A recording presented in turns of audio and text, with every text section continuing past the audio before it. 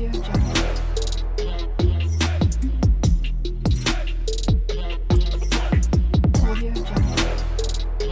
Audio Jungle. Audio Jungle.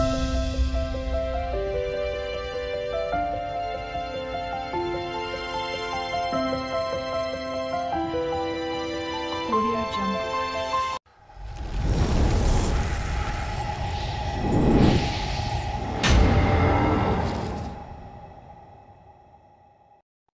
वीरों का स्वाभिमान था, हिंदुओं का अभिमान था, शब्द वेदी वाण का ज्ञान जिसे, वो पृथ्वीराज चौहान था, वो पृथ्वीराज चौहान था।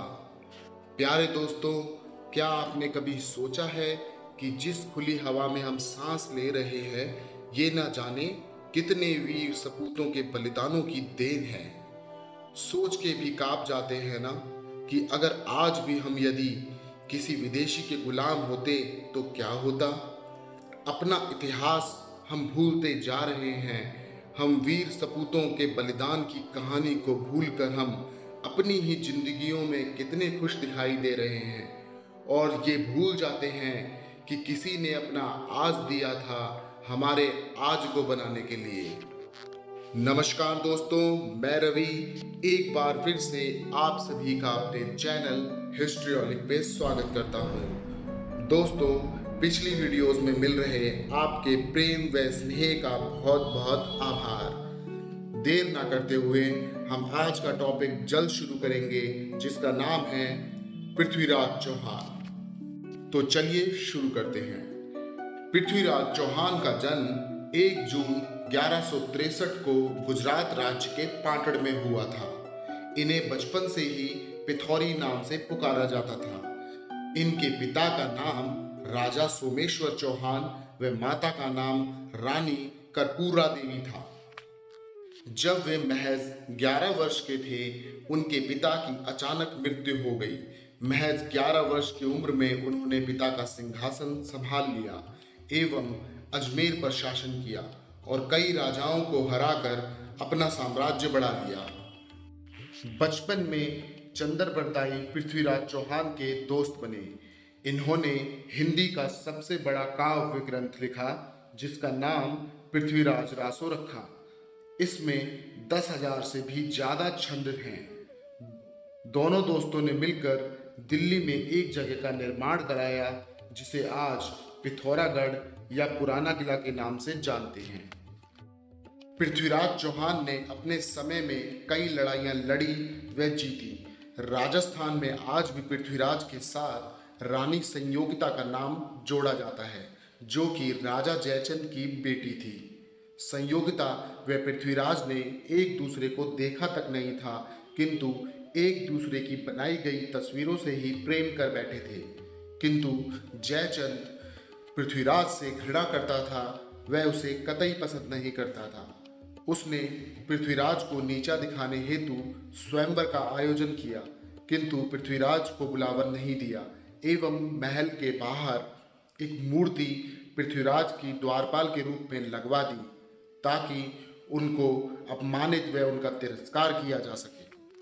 लेकिन भरी सभा में पृथ्वीराज ने आकर संयोगिता का अपहरण कर लिया एवं दिल्ली जाकर धूमधाम से विवाह किया।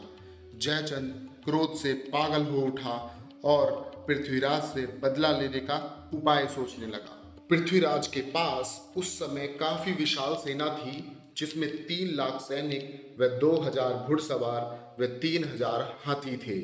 इसी सेना के कारण उन्होंने मोहम्मद गौरी को 17 बार युद्ध में हराया था। पृथ्वीराज के समय 2 निर्णायक युद्ध हुए।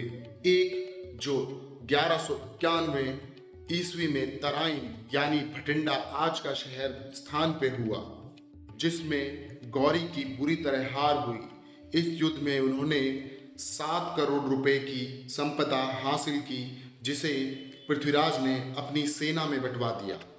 1192 ईस्वी में तराइन के मैदान में एक बार फिर गौरी एवं पृथ्वीराज की सेनाएं सामने थीं, किंतु इस बार जयचंद गौरी की सेना के साथ था। भयानक युद्ध हुआ। गौरी की सेना ज्यादा भयानक हो उठी थी, क्योंकि उसमें जयचंद की सेना मिल चुकी थी। धोखे से उन्होंने पृथ्वीराज को बंदी बना लिया। उनके साथ काफी जुल्म किए गए, उन्हें यातनाएं दी गई, उनकी आंखें फोड़ दी गई। इसके बाद गौरी ने गद्दार जयचंद को भी नहीं छोड़ा और उसे भी मार दिया गया। पृथ्वीराज के समय के साक्ष्य काफी पुराने व अधूरे हैं, इसलिए आज तक इनमें मतभेद है। कई इतिहासकार मानते हैं कि उन्हें अजमेर में ले जाकर मार दिया गया। वहीं कई इतिहासकार कहते हैं कि अंधे की खबर सुनने के बाद उनके मित्र चंद्रबरदाई ने गजनी शहर का रुख किया, जहां एक तीरंदाजी की प्रतियोगिता रखी गई थी। चंद्रबरदाई ने गौरी को कहा कि उनका मित्र बिना आंख के भी निशाना साध सकता है।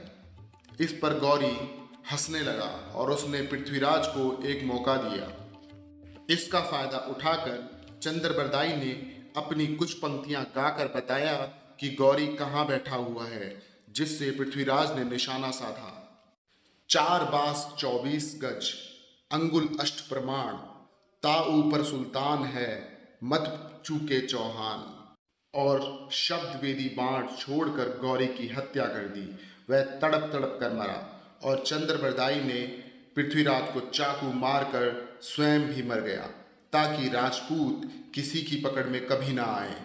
इसकी सूचना मिलते ही संयोगिता ने भी अपने प्राण दे दिए। एक ऐसा गद्दार पिता जिसने ना कि अपनी बेटी की कदर की, अपितु दुश्मनों के साथ मिलकर अपने दामाद को पकड़वाया, एवं अंत में वह स्वयं ना उनका हो सका और मृत्यु को प्राप्त हुआ। तो दोस्तों, आज के लिए इतना ही। जल्द मिलते हैं एक बेहतरीन वीडियो के साथ, जिसे आप बिल्कुल देखना ना भूलें। Till then subscribe, like, share and comment our YouTube channel, that is Historyholic. Thank you.